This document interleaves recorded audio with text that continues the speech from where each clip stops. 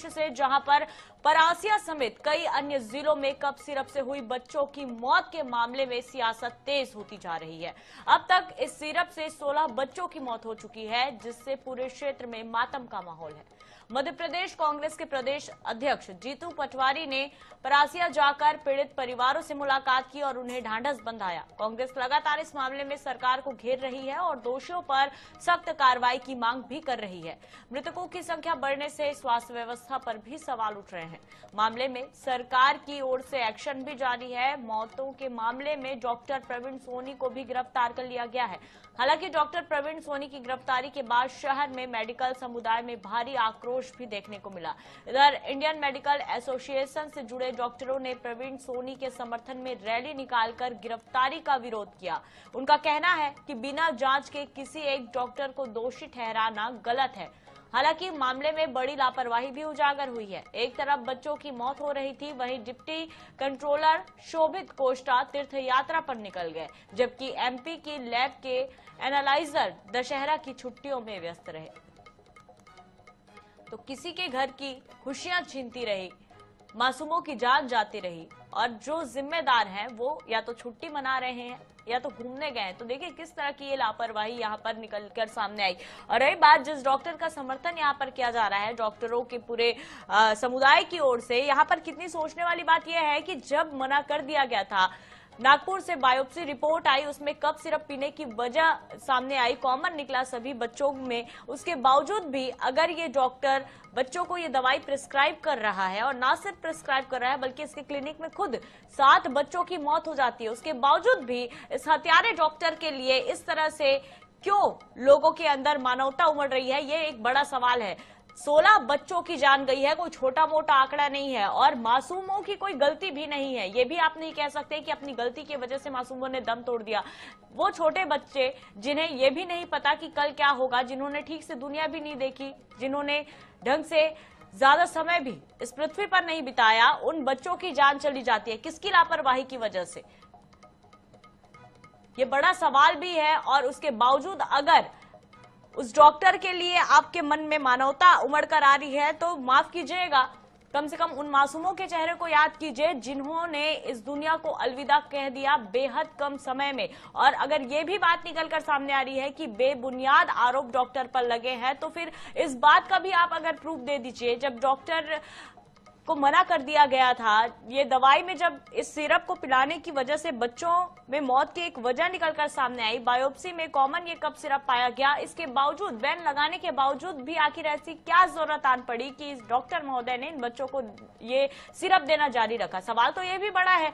और कहीं ना कहीं ये स्वास्थ्य विभाग की बड़ी लापरवाही भी यहाँ पर उजागर हो रही है कि जब पहला केस आया था अगस्त में, उसके बावजूद पहली मौत हुई थी 16 तारीख को, फिर भी इस सिरप में बैन नहीं लगाया गया था। और इस पूरे मामले पर ज्यादा जानकारी के लिए सहयोगी राजेश दीक्षित हमारे साथ जुड़े हुए हैं छिंदवाड़ा से।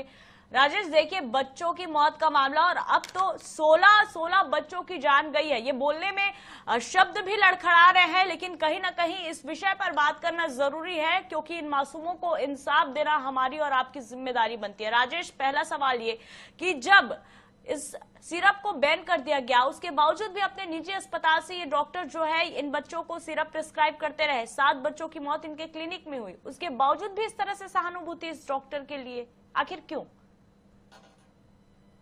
देखिए, जो 16 बच्चों की मौत इस मामले में जो परासिया के डॉक्टर है, डॉक्टर प्रवीण सोनी, प्रशासन ने उन पर शिकंजा तो कस लिया है, लेकिन जो डॉक्टर लावी है, जो मध्य प्रदेश की IMA जो उनका एसोसिएशन है, वो उनके पक्ष में उतरा है। उनका ये कहना है कि जो डॉक्टर ने जो दवाई लिखी है, डॉक्टर दवाई लिख सकता है, डॉक्टर इलाज कर सकता है, लेकिन दवाई के अंदर क्या कंटेंट है, क्या कंटेंट नहीं है, ये कंपनी का काम है, यह उनके जो ये ड्रग्स कंट्रोलर है, ये उनका काम है, ये हमारा काम नहीं है। इसको लेके आज जो जिला अस्पताल है, जिला अस्पताल में डॉक्टरों ने प्रदर्शन किया है, उसके बाद वो कलेक्ट्रेट पहुंचे हैं, कलेक्ट्रेट में पहुंच के उन्होंने ज्ञापन दिया है। और एक आपको एक बात और बताना चाहूंगा कि आज शाम को मध्य प्रदेश IMA के जो अध्यक्ष है, वो भी यहाँ शाम को पहुंच रहे हैं, उन्होंने पत्रकार वार्ता आयोजित की है, वो पत्रकारों से चर्चा करेंगे। जी तो राजेश, चलिए ठीक है, डॉक्टर अगर ये कह रहे हैं कि डॉक्टर दवाई लिख सकते हैं, उसमें कितनी मात्रा में कौन सी दवाई डाली गई है वो कंपनी का काम है, लेकिन जब बैन लगा दिया गया कलेक्टर की ओर से, उसके बावजूद भी तो ये दवाई दे ही रहे थे, तब किसकी लापरवाही?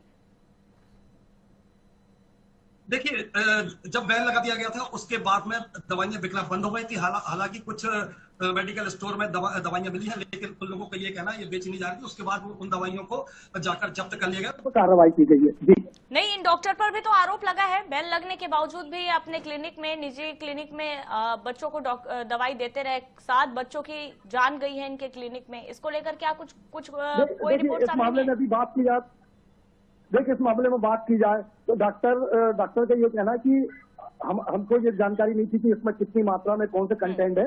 जब ये मौत के मामले सामने आ रहे थे, प्रशासन को उस समय खड़ा रोक नहीं था। प्रशासन 7 मौत के बाद जागा है, उसके बाद इन दवाइयों बैन लगाया गया है और बकाया दवाइयां उनके यहाँ से जाके जब्त की गई है। जी चलिए, तो आज सीएम डॉक्टर मोहन यादव भी परासिया जाने वाले हैं पीड़ित परिजनों से मिलने के लिए। पीड़ित परिजन क्या कह रहे हैं इस पूरे मामले को लेकर? देखिए, पीड़ित परिवारों का कहना है कि जो डॉक्टर ने इलाज किया वो इलाज गलत किया है। उनके इलाज की वजह से हमारे बच्चों की मौत हुई है। डॉक्टर को कड़ी से कड़ी सजा मिलना चाहिए।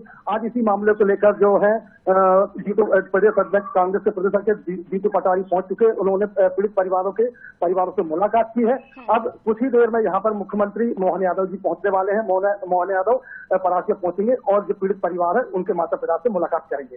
चलिए, तो ये बेहद गंभीर मामला है। सियासत तो इसमें बाद में होना चाहिए, फिलहाल मानवता यहाँ पर बेहद सर्वोपरि है, क्योंकि 16 मासूमों को हमने खो दिया है और ये कोई छोटा मोटा आंकड़ा नहीं है। तो कहीं ना कहीं मिलकर इस पूरे मामले पर आवाज उठाने के लिए एक्शन लेने की जरूरत है। हालांकि केंद्र और राज्य सरकार की ओर से ताबड़तोड़ एक्शन भी इस पूरे मामले पर लिया जा रहा है। बने रहिएगा इस पूरे जानकारी पर, बड़ी जानकारी है। फिलहाल तमाम जानकारी के लिए बहुत धन्यवाद राजेश।